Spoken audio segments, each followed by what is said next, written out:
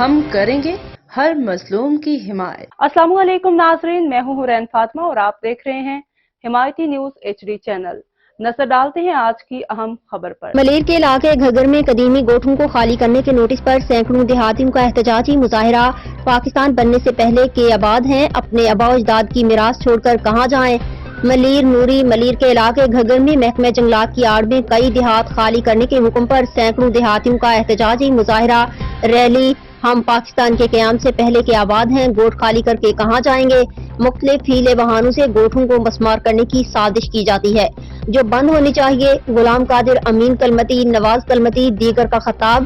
تفصیلات کے مطابق ملیر کے علاقے گھگر کے سینکڑوں دیہاتیوں نے ملیر میں قائم قدیمی گوٹھوں کو فلفور خالی کرنے کے نوٹس کے خلاف احتجاج کیا اور ریلی نکالی، جبکہ ریلی نجب چوک سے نکالی گئی جو قومی شاہراہ پر پہنچی، جہاں دھرنا دیا گیا۔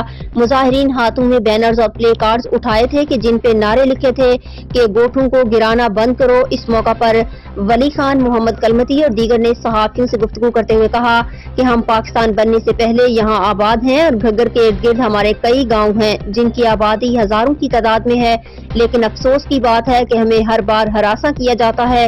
انہوں نے کہا کہ اتوار کو محکمہ ریونیو کے اہلکار نے زبانی نوٹس جاری کرتے ہوئے کہا کہ گاؤں ہمر کلمتی گوٹھ، لیار گوٹھ، پیر بخش گوٹھ، ساون گوٹھ، محمود گوٹھ، چندو گوٹھ، اکبر گوٹھ، رودین گوٹھ، لاکھینو گوٹھ سمیت سارے دیہ ڈھانڈو محکمہ جنگلات کی زمین ہے جو 3 دن کے اندر خالی کر دو۔ کوئی بتائے کہ ہم اپنی موت کی جگہ چھوڑ کر کہاں جائیں۔